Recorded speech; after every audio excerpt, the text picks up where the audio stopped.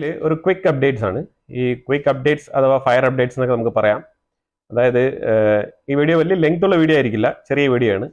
അതായത് ഇന്ന് നമ്മൾ ഓൾറെഡി തന്നെ സംസാരിച്ച വിഷയത്തിൽ ഉണ്ടായ ഡെവലപ്മെന്റ്സിനെ കുറിച്ചുള്ള ഒരു ഫർദർ അപ്ഡേറ്റ് ആണ്. അപ്പൊ അങ്ങനത്തെ വീഡിയോസ് ഒക്കെയാണ് നമ്മൾ ചെറിയ ടൈം ലൈനിൽ ഇടാൻ ഉദ്ദേശിക്കുന്നത്. ഈ ഒരു താരിഫുമായിട്ട് ബന്ധപ്പെട്ട വിഷയം ലോകമെമ്പാടും കോലാഹലമായിട്ട് ചർച്ച ചെയ്യപ്പെട്ടുകൊണ്ടിരിക്കുകയാണ്.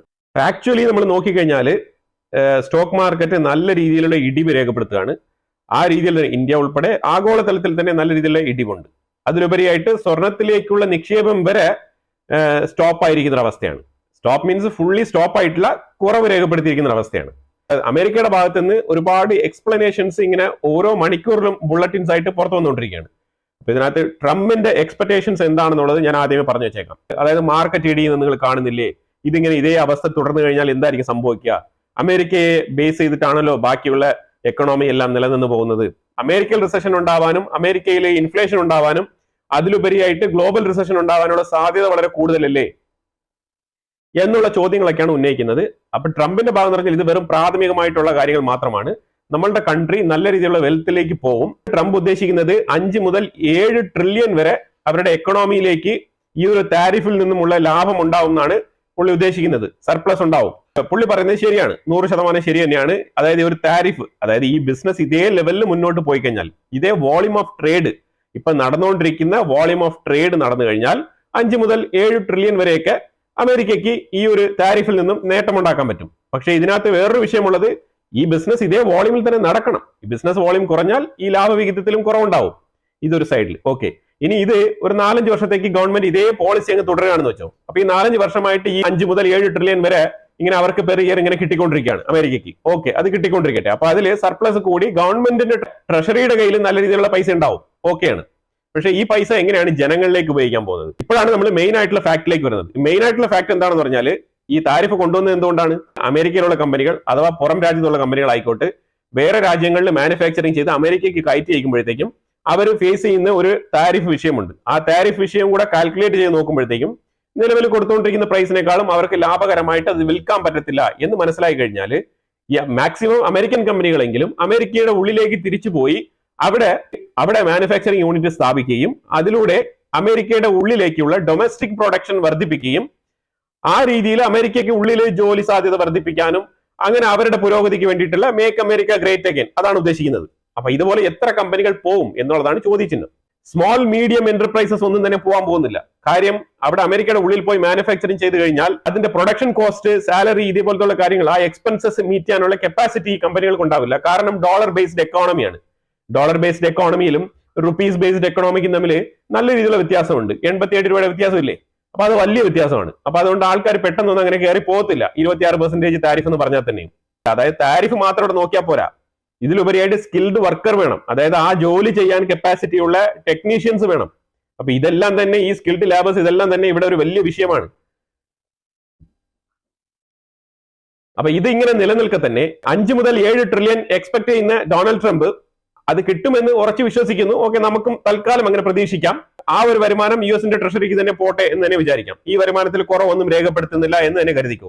എന്നാൽ ഇപ്പൊ നിലവിൽ സംഭവിക്കാൻ പോകുന്നത് എന്താണ്? ഈ 5 മുതൽ 7 ട്രില്യൺ 1 ഇയറിലാണ് കവർ ചെയ്യാൻ പോകുന്നത് വെച്ചോ. അപ്പൊ അങ്ങനെ ഈ 1 ഇയർ എന്ത് ചെയ്യണം?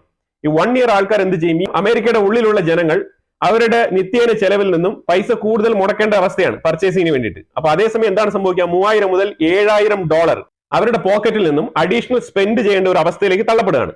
അങ്ങനെ തള്ളപ്പെടുമ്പോഴത്തേക്കും അമേരിക്കയുടെ ഉള്ളിലേക്കുള്ള ഇൻഫ്ലേഷനാണ് കൂടുന്നത്. ബാക്കിയുള്ള രാജ്യങ്ങൾ ഈ താരിഫുമായിട്ട് ബന്ധപ്പെട്ട് അഫക്റ്റ് ആകാൻ പോകുന്ന രാജ്യങ്ങളുടെ ഇൻകം, ഇന്ത്യ, ചൈന ഉൾപ്പെടെയുള്ള രാജ്യങ്ങളൊക്കെ വിട്ടോ, അതൊക്കെ മാറ്റി നിർത്തിക്കൊണ്ട് അമേരിക്കയുടെ ഉള്ളിൽ സംഭവിക്കുന്ന കാര്യമാണ് ഞാൻ ഇപ്പൊ പറഞ്ഞുകൊണ്ടിരിക്കുന്നത്. അതുകൊണ്ട് ജനങ്ങളുടെ പർച്ചേസിംഗ് പവർ കുറയും. അമേരിക്കയുടെ ഉള്ളിലേക്ക് അതായത് അമേരിക്കയിലേക്കുള്ള കയറ്റുമതി പല രാജ്യങ്ങളിൽ നിന്നും കുറയും. ഇതുകൊണ്ട് തന്നെ ഡിമാൻഡ് വർദ്ധിക്കും. പ്രോഡക്റ്റിന് ഡിമാൻഡ് വർദ്ധിക്കുന്നതിനോടൊപ്പം വിലയും കൂടെ വർദ്ധിക്കും. അതാണ് നമ്മൾ ഏറ്റവും കൂടുതൽ മനസ്സിലാക്കേണ്ടത്. അതിലുപരിയായിട്ട് ഒരു കാര്യം പറയാനെന്ന് വെച്ചാൽ, ഈ ഒരു കാലയളവിൽ, അതായത് ഒരു 2 വർഷം മിനിമം എടുത്തോട്ട്, ഈ 2 വർഷം കൊണ്ട് ഡൊണാൾഡ് ട്രംപ് എക്സ്പെക്ട് ചെയ്യുന്നത് പോലെയുള്ള അവരുടെ ഡൊമസ്റ്റിക് പ്രൊഡക്ഷൻ വർദ്ധിക്കണം. ഈ ഡൊമസ്റ്റിക് പ്രൊഡക്ഷൻ വർദ്ധിക്കുന്നില്ല എന്നുണ്ടെങ്കിൽ എന്ത് ചെയ്യും? അങ്ങനത്തെ സാഹചര്യത്തിൽ ഗവൺമെന്റ് ഈ ഡൊമസ്റ്റിക് പ്രൊഡക്ഷനെ പ്രൊമോട്ട് ചെയ്യേണ്ട അവസ്ഥയിലേക്ക് എത്തപ്പെടും. അങ്ങനെ പ്രൊമോട്ട് ചെയ്യേണ്ട ഒരു അവസ്ഥയിലേക്ക് എത്തിക്കഴിഞ്ഞാൽ ഗവൺമെന്റ് ഖജനാവിൽ ഈ താരിഫ് കൊണ്ട് മേടിച്ചു വെച്ചിരിക്കുന്ന പൈസ എടുത്ത് പൊതുജനങ്ങൾക്ക് വേണ്ടിയിട്ട് ചെലവാക്കേണ്ടി വരും. അതായത് ഡൊമസ്റ്റിക് പ്രോഡക്റ്റ് മേടിക്കുമ്പോഴത്തേക്കും ടാക്സ് വേണ്ട, അതുപോലെ തന്നെ നിങ്ങൾ ഇമ്പോർട്ടഡ് ആയിട്ടുള്ള സാധനം മേടിക്കുന്നെങ്കിൽ ടാക്സ് കൊടുത്താൽ മതി. അങ്ങനെയുള്ള സാഹചര്യം വരും. ഞാൻ പറയുന്നത് താരിഫ് അല്ല, ടാക്സ്. നമ്മൾ സാധനം മേടിക്കുമ്പോഴത്തേക്കും GST ഒക്കെ വരുന്നില്ല, അതേപോലത്തെ ടാക്സ് സിസ്റ്റം ഉണ്ടല്ലോ അമേരിക്കയുടെ ഉള്ളിൽ.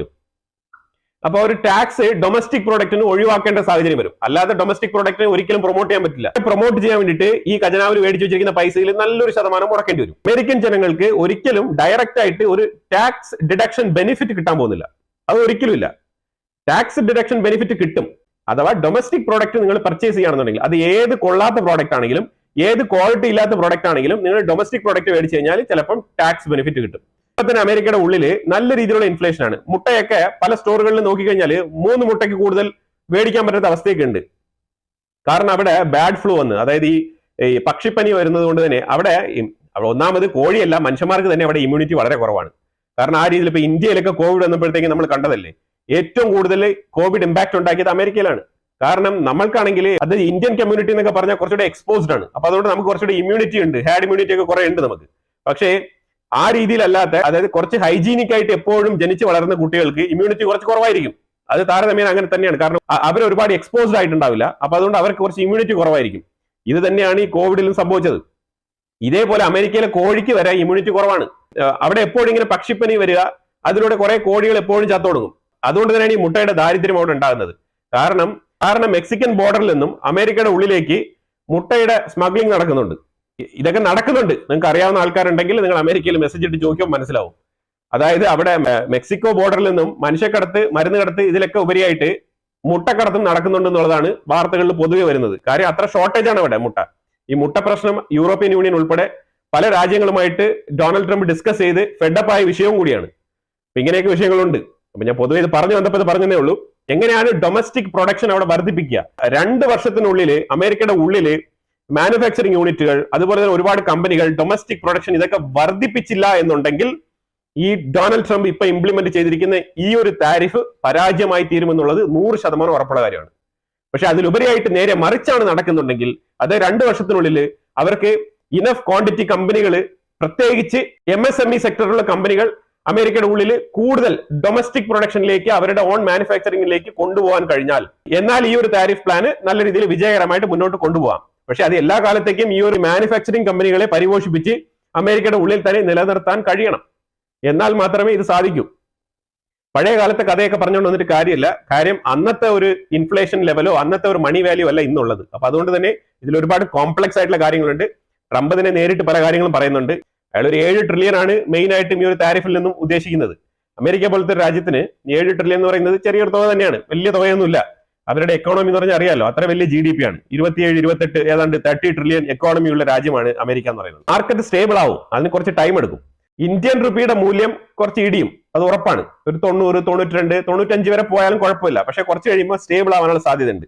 ഏതെങ്കിലും ഒരു പോയിന്റിൽ വെച്ചിട്ട് സ്റ്റേബിൾ ആവും. അങ്ങനെ സ്റ്റേബിൾ ആയി കഴിഞ്ഞാൽ ആ സ്റ്റെബിലിറ്റിയിൽ തന്നെ നമുക്ക് കുറച്ചാൾ ഇത് പിടിച്ചു നിർത്താൻ കഴിയണം. അങ്ങനെ വീണ്ടും വീണ്ടും വീണ്ടും വീണ്ടും ഇടിഞ്ഞു പോയി കഴിഞ്ഞാൽ ബുദ്ധിമുട്ടാവും.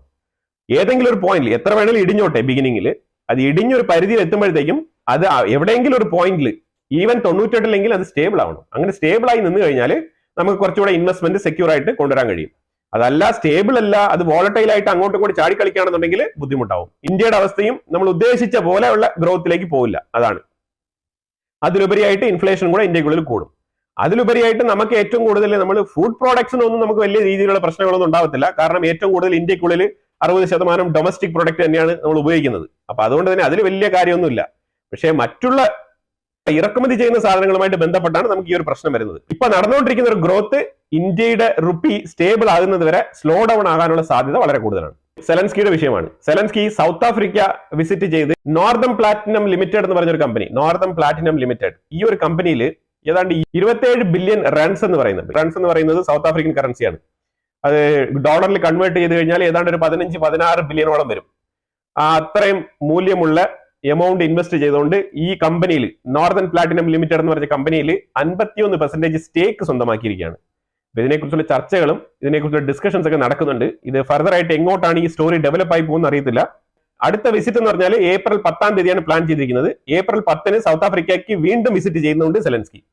സൗത്ത് ആഫ്രിക്കയുമായിട്ടുള്ള ഒരു ബന്ധം ഇത് ട്രംപ് ഏത് രീതിയിലാണ് നോക്കി കാണാൻ പോകുന്നത്? കാരണം അമേരിക്ക സൗത്ത് ആഫ്രിക്കയെ വേറൊരു കാറ്റഗറിയിൽ തന്നെയാണ് വെച്ചിരിക്കുന്നത്.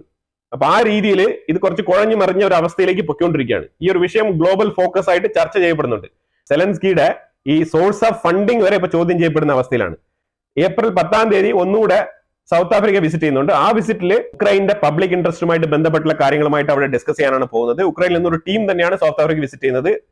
അതിലുപരിയായിട്ട് ഇതൊരു മൈനിങ് കമ്പനിയും കൂടിയാണ്. ഈ നോർത്തേൺ പ്ലാറ്റിനം ലിമിറ്റഡ് എന്ന് പറയുന്നത് ഒരു മൈനിങ് കമ്പനിയാണ്.